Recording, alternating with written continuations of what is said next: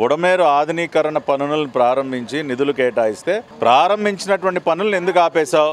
15,000 క్యూసెక్కుల సామర్థ్యాన్ని 45,000 క్యూసెక్కులకి పెంచుతూ చంద్రబాబు నాయుడు గారు పనులు ప్రారంభిస్తే కేవలం కాసుల కక్కుర్తితో కమిషన్ల కోసం కాంట్రాక్టర్ల దగ్గర దోపిడీ చేయడం కోసం ఉన్న పనులని ఆపేసినటువంటి దుర్మార్గుడు జగన్మోహన్ రెడ్డి. ముందు ఆ ప్రశ్నకి సమాధానం చెప్పి మిగతా విషయాలు మాట్లాడమనండి.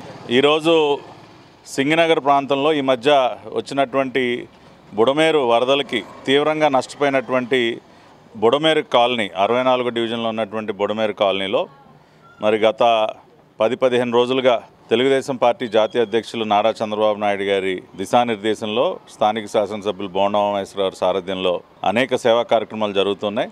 మరి 64 డివిజన్లో ఉన్నటువంటి కండ్రిక కాలనీని నేను దత్తత తీసుకుని మరి నేను నా మిత్రుల సహకారంతో అనేక రకాలైనటువంటి కార్యక్రమాలు చేస్తూ ఉన్నాం. ఇంటింటికి వెళ్ళి ముందుగా మరి బట్టల పంపిణీ కార్యక్రమాన్ని ముందుగా చేపట్టడం జరిగింది. దాదాపుగా మరి 3,000కు పైబడి ఏవైతే ఈ కాలనీలో నివాసాలు ఉన్నాయో ప్రతి ఇంటికి ప్రతి గడప దగ్గరికి వెళ్ళి వారికి నష్టపోయిన వారందరికీ కూడా సహాయాన్ని అందజేస్తున్నాం. దానిలో భాగంగా ఈ రోజున కండ్రిక కాలనీలో ఇది 5వ రోజు బట్టల పంపిణీ కార్యక్రమం. ఈ కార్యక్రమంలో మరి పార్టీ సీనియర్ నాయకులు టీఎన్టీయూసీ రాష్ట్ర ఉపాధ్యక్షులు పరశుర్ ప్రసాద్ గారు, అదేవిధంగా మరి డివిజన్లో ఎంతో క్రియాశీలకంగా పనిచేస్తున్నటువంటి పార్టీ సీనియర్ నాయకులు రవి గారు, అదేవిధంగా బూత్ ఇన్ఛార్జ్ అయినటువంటి శివమ్మ గారు, ప్రభా గారు, ఇంకా అనేక మంది మిత్రులు పార్టీ నాయకులు డివిజన్ నాయకులు లక్ష్మణ వీరందరూ కూడా ఈ కార్యక్రమంలో నాతో పాటు పాల్గొంటున్నారు. వైఎస్ఆర్ కాంగ్రెస్ పార్టీ ఈ రోజున మనం చూసినట్లయితే కనీసం ఒక మంచినీళ్ళ బాటిల్ కూడా సహాయం చేసినటువంటి పాపాన పోలేదు. ఎంతసేపు రాజకీయ విమర్శలు తప్పితే ఈ రోజున బుడమేరు కట్ట తెగిపోవటానికి కానీ ఈ ప్రాంతం అంతా కూడా మునిగిపోవటానికి కానీ కారకుడు జగన్మోహన్ రెడ్డి. గతంలో ఆయన ఇచ్చినటువంటి జీవో నంబర్ 365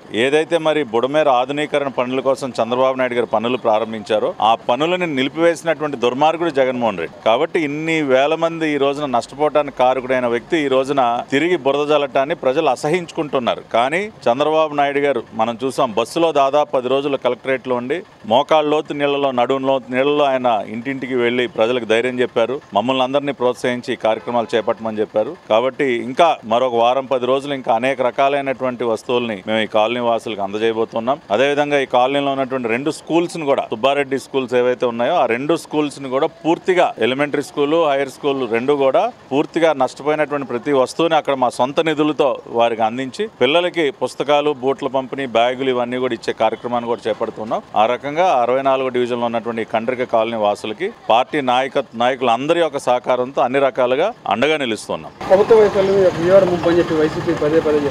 అదే చెప్పాను కదండి, ఇవాళ ఈ ప్రాంతం మునిగిపోవటానికి కారకుడు జగన్మోహన్ రెడ్డి. ఆ రోజున బుడమేరు ఆధునీకరణ పనులను ప్రారంభించి నిధులు కేటాయిస్తే ఆ పనులని జీవో నంబర్ 365 ఇచ్చి 2020వ సంవత్సరంలో ఎందుకు ఆపేశాడో సమాధానం చెప్పమనండి. ఇంకా వేరే ఏం అక్కర్లా.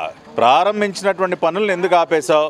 15,000 క్యూసెక్కుల సామర్థ్యాన్ని 45,000 క్యూసెక్కులకి పెంచుతూ చంద్రబాబు నాయుడు గారు పనులు ప్రారంభిస్తే కేవలం కాసుల కక్కుర్తితో కమిషన్ల కోసం కాంట్రాక్టర్ల దగ్గర దోపిడీ చేయడం కోసం ఉన్న పనులని ఆపేసినటువంటి దుర్మార్గుడు జగన్మోహన్ రెడ్డి. ముందు ఆ ప్రశ్నకి సమాధానం చెప్పి మిగతా విషయాలు మాట్లాడమనండి. ఈ రోజున నిన్నే చంద్రబాబు నాయుడు గారు ప్యాకేజీ కూడా ప్రకటించారు. మరి పూర్తిగా దెబ్బతిన్నటువంటి ఇళ్ళకి దాదాపుగా 25,000 రూపాయలు ఆయన ఆర్థిక సాయం చేస్తానని, మరి 2 వీలర్ వాహనాలు కానీ ఇతరత్ర నష్టపోయిన వాటన్నిటికి కూడా ఆయన పరిహారం చెల్లిస్తానని, అంటే నాకు తెలిసి దేశ చరిత్రలో ఏ రాష్ట్ర ప్రభుత్వం కూడా చేయని విధంగా ఇవాళ వరద ముంపుకి గురై తమ సర్వస్వం కోల్పోయినటువంటి కుటుంబాలను ఆదుకోవడం కోసం చంద్రబాబు నాయుడు గారు చేస్తున్నారు. 2019-24 మధ్య అనేక విపత్తులు వచ్చాయి. ఏ రోజైనా జగన్మోహన్ రెడ్డి ఆదుకున్న పాపాన పోయాడా? అంతెందుకు మొన్న సింగనగర్ వచ్చాడు, అరగంట సేపు, కేవలం అరగంట, నీళ్లలో కాలు కూడా పెట్టలా, ప్యాంటుకి కొంచెం బురద కూడా అంట్లా. అదా ప్రజల కష్టాల్లో ఉన్నటువంటి ప్రజల్ని పలకరించడం? అదా తమరు ప్యాంటు నలగకూడదు, చొక్కా చెమట పట్టకూడదు, బురద అంటకూడదు, తడవకూడదు. నువ్వేం ప్రజాసేవ చేస్తావా? నువ్వు అసలు ప్రజాసేవకి ఏ రకంగా పనికొస్తావు?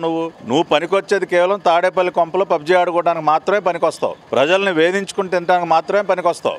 అంతకు తప్పితే ప్రజల కష్టాల్లో ఉన్నప్పుడు ఏ రోజు నువ్వు ఆదుకోలేదు. మొన్న మధ్య కూడా మనం చూసాం, ఒక్క వాటర్ బాటిల్ కూడా ఇచ్చినటువంటి పాపాన్ని పోలేదు నువ్వు. కాబట్టి ఈ రాజకీయ విమర్శలు మానుకో. నువ్వు చేసినటువంటి పాపాలను అర్థం చేసుకున్నారు కాబట్టి నిన్ను 11 సీట్లకి కుదేశారు జగన్మోహన్ రెడ్డి. కాబట్టి నోరు బారేసుకోవడం మానుకో. ఫోటోషూట్ కోసం జరిగే టీడీపీ ముందులు అని చెప్పారు. ఇప్పుడు ఇవాళ మీరు చూస్తూ ఉన్నారు, గడప గడపకి తిరుగుతూ ఉన్నాం. ఇప్పుడు ఫోటోషూటే కావాలనుకుంటే నేను మెయిన్ రోడ్ మీద ఒక 20 మందిని పోగేసుకుని అక్కడ 4 ఫోటోలు దిగి వెళ్ళిపోవచ్చు. నేను 2-3 గంటలు ఇంటింటికి తిరగాల్సిన అవసరం లేదు కదా. కాబట్టి పబ్లిసిటీ కోసం పాకులాడేటటువంటి వ్యక్తులం కాదు మేము. ప్రజలను ఆదుకోవాలి, ప్రజలకి సహాయం అనేది ఇంటింటికి చేరాలి అనొక దృఢ సంకల్పంతో మండు టెండలో మేము పనిచేస్తా ఉన్నాం. కాబట్టి ఫోటోషూట్లు ఎవరికి కావాలో, పబ్లిసిటీలు పిచ్చే వరకు దోచుకున్న సొమ్ముతో మీడియాని ఎవరు నడుపుతా ఉన్నాడో అది ప్రజలందరికీ తెలుసు.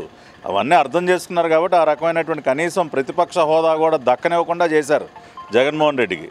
కాబట్టి మాకు 164 సీట్లు గెలిపించి మా పైన ఒక బాధ్యత మోపారు ప్రజలు. ఇవాళ సెంట్రల్ కాన్స్టిట్యున్సీలో దాదాపు 70,000 మెజారిటీ ఇక్కడ ఉన్నటువంటి శాసనసభ్యులు బోండా ఉమామహేశ్వర గారికి ఇచ్చారంటే అది మా మీద ఇంకా బాధ్యత పెంచింది. మేము ఆ రకంగానే ఇవాళ బాధ్యతగా వ్యవహరిస్తున్నాం, ప్రజలను ఆదుకుంటాం.